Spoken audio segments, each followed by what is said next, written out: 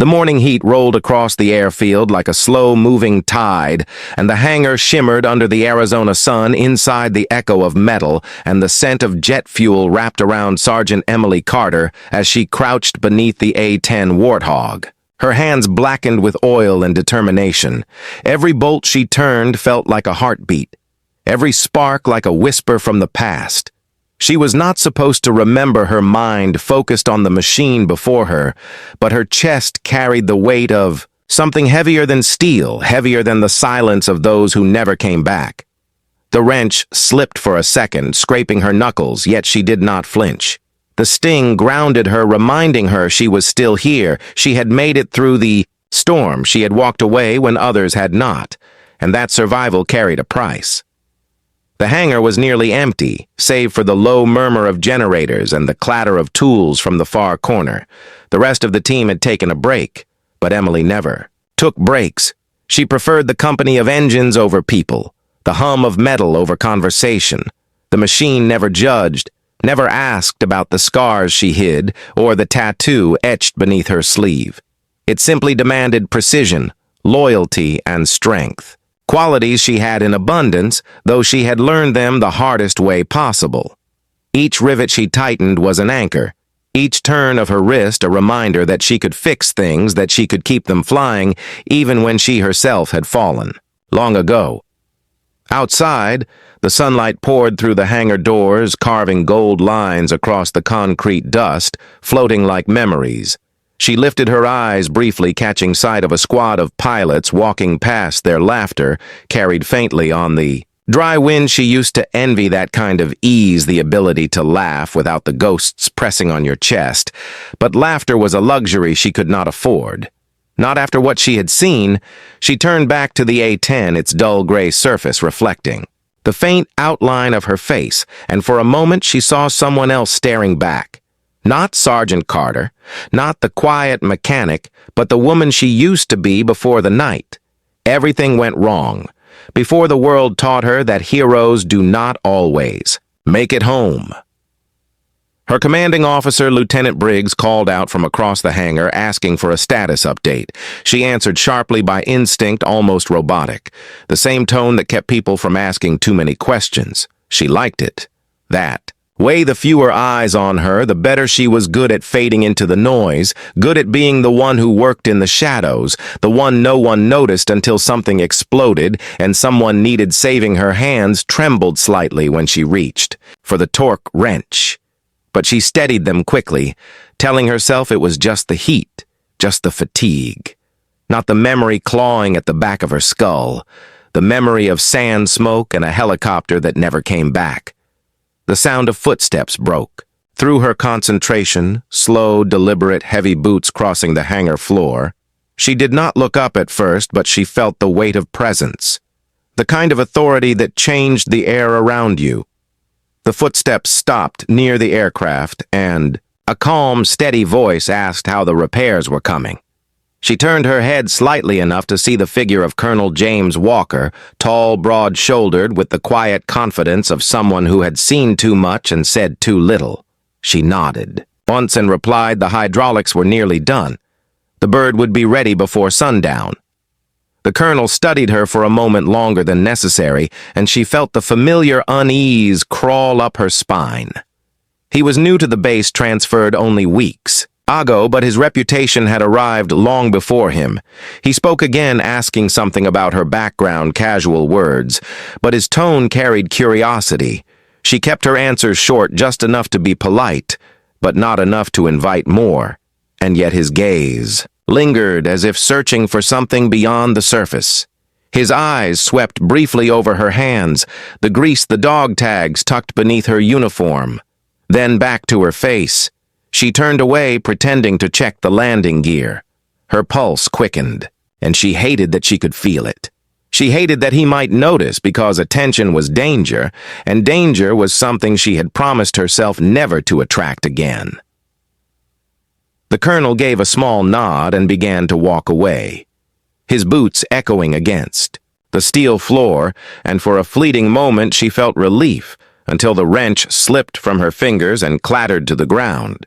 She bent quickly to grab it, and her sleeve slid just enough to expose a small portion of her upper arm where a faint black mark peeked through the edge of her uniform fabric. The sound of his footsteps stopped instantly. She froze her hand still halfway to the wrench.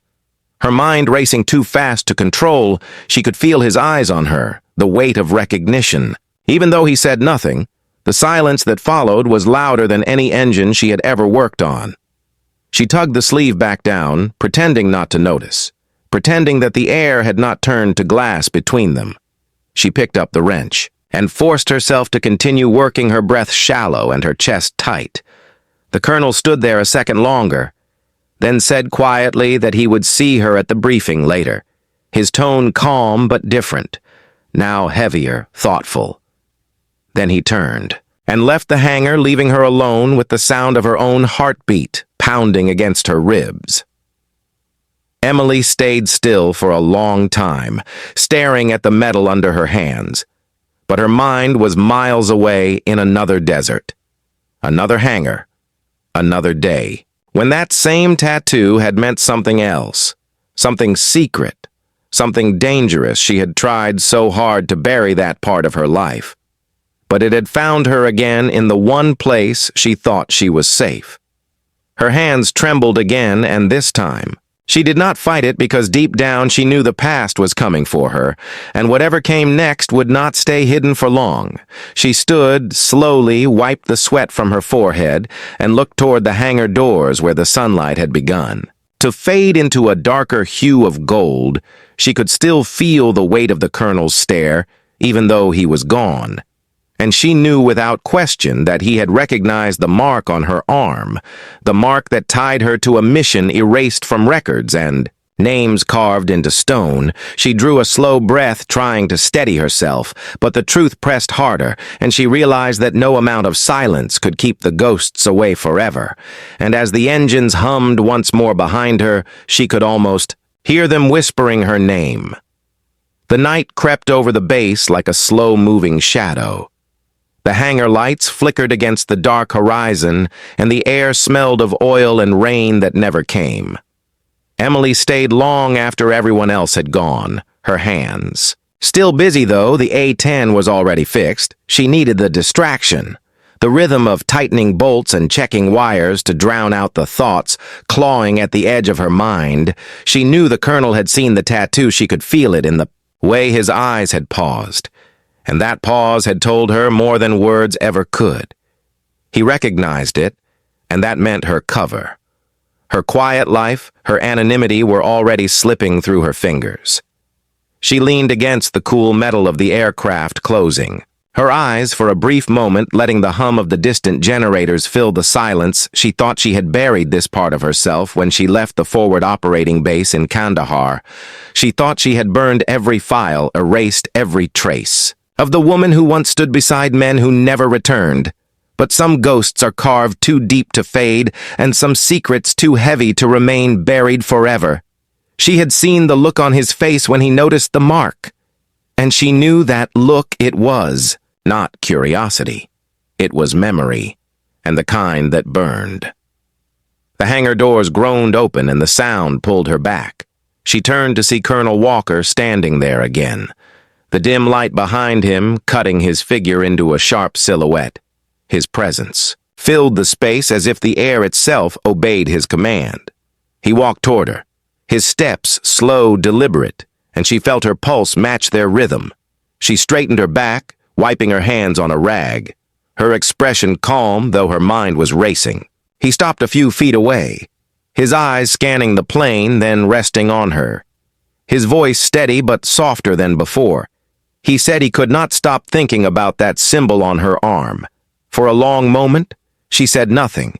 She looked at the ground, the rag twisting in her hands. He told her he recognized it from a photograph, an old one his brother had sent him years ago from a classified deployment.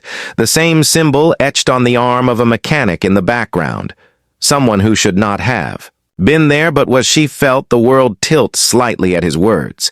She had known his brother. She had known him better than he could imagine, and the weight of that truth pressed like a blade behind her ribs.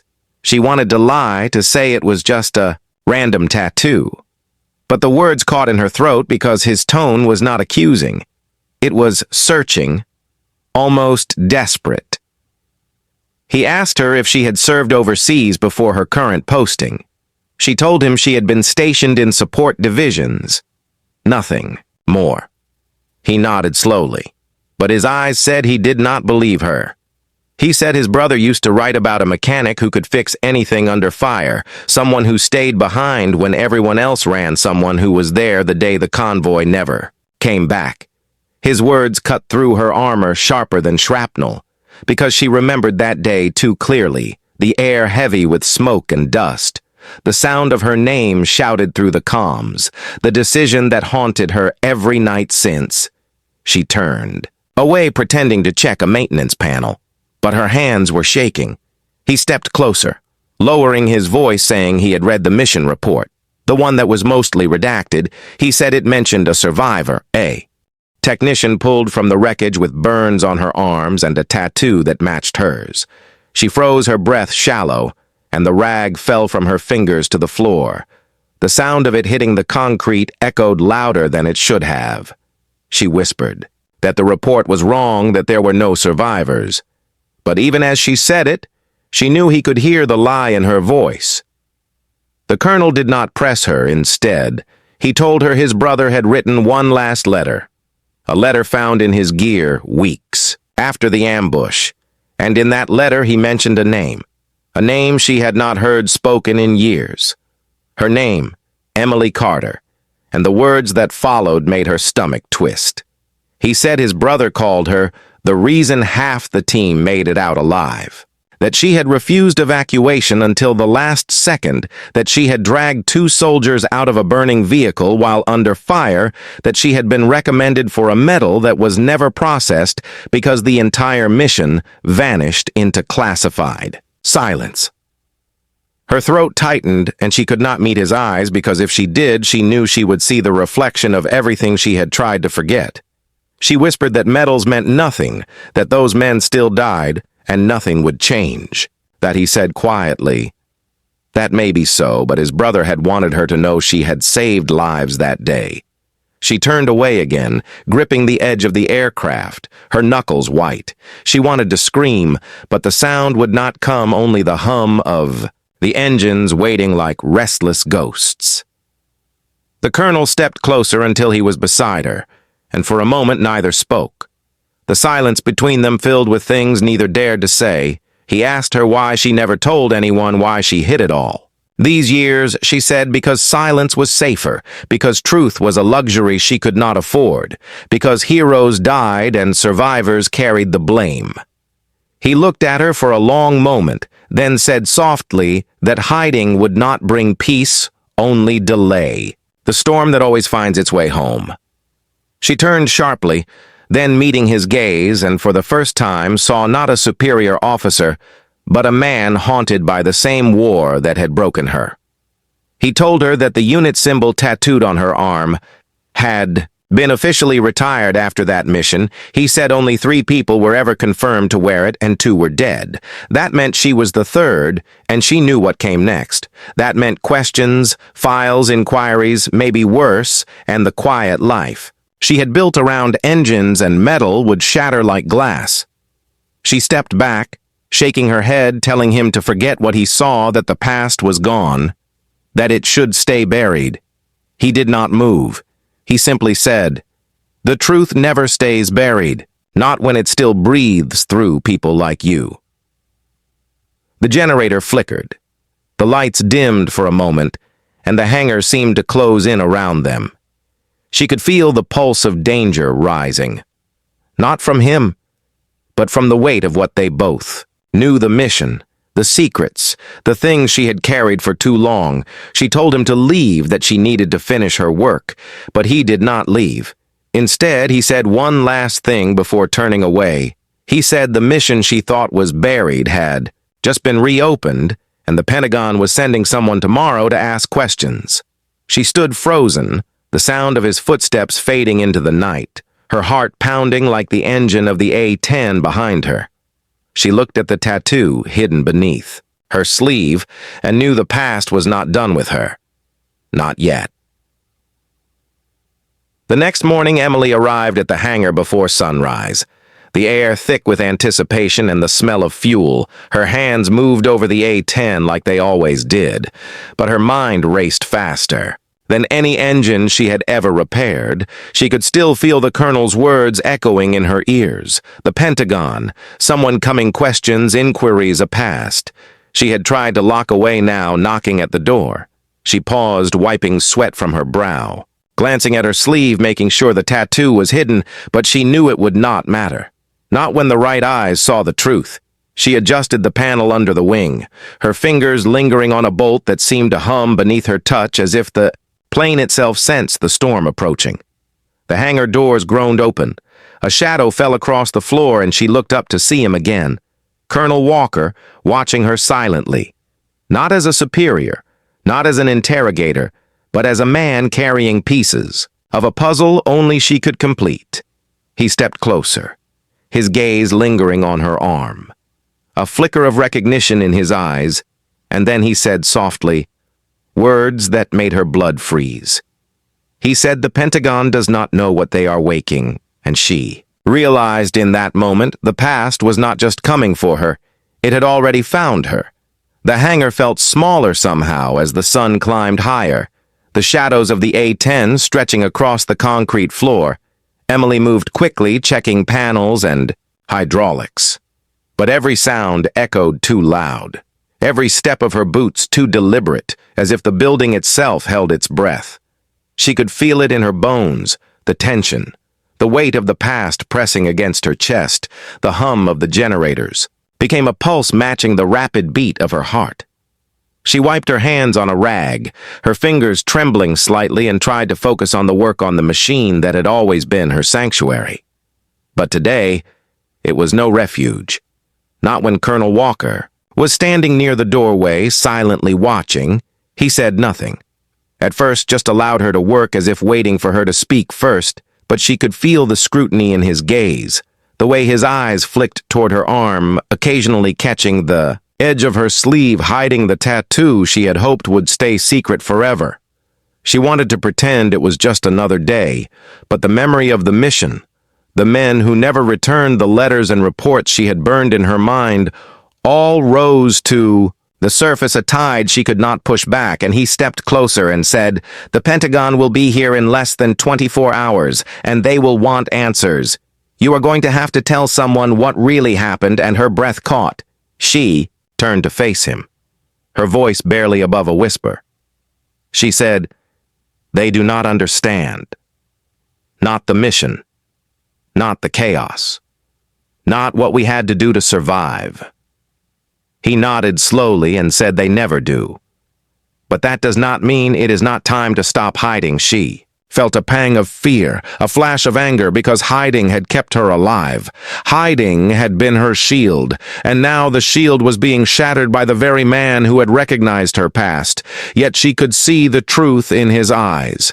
He was not judging, he was not accusing. He was preparing her for the storm she had spent years avoiding. The doors of the hangar creaked open again. A draft swept through, carrying the smell of dust and metal. She glanced up and saw the first black SUVs rolling onto the tarmac, the engines low and threatening like predators circling their prey. She knew without looking that the team from the Pentagon had arrived, that questions would come, demands would come, and she had no choice but to face the truth. She swallowed hard, her hands tightening on the wrench as if it could anchor her to the present, to the life she had built. But deep down she knew the wrench could not stop what was coming. Colonel Walker stepped beside her, placing a steady hand on her shoulder, a silent gesture of support, not command, and she looked at him, finally meeting his eyes. The weight of recognition between them, unspoken but undeniable. She said softly that once they start asking about the mission, the truth will come out and there will be no going back. He nodded and said the right person will know how to tell the story, but first you have to survive the questioning, the scrutiny, the revelation. And she took a deep breath, feeling the chill in her spine from the wind and the knowledge that the past had arrived. The A-10 roared to life, as if sensing the tension in the hangar. Emily stepped back, letting the engines speak the only language she had ever trusted. And she realized that for all the medals lost for all the men who had died for the secrets buried in classified files, the one thing that remained was her courage, the one thing the Pentagon could not erase or intimidate because she had survived before, and she would survive again. But as the SUVs slowed outside, and the first men in suits stepped onto the tarmac, she felt the shadows of the past closing in and knew that what started as a simple repair would end in a reckoning that could change everything. She looked at Colonel Walker one last time before. The doors fully opened and said quietly that the tattoo, the mission, the men, everything, it is all coming back. And he said simply, "You are ready for it." And together they stepped toward the waiting storm, knowing there was no turning back. And the A-10 hummed beneath them, a metal guardian bearing witness to the truth that was about to unfold, leaving the hangar in a silence that held its breath, waiting for what would happen next.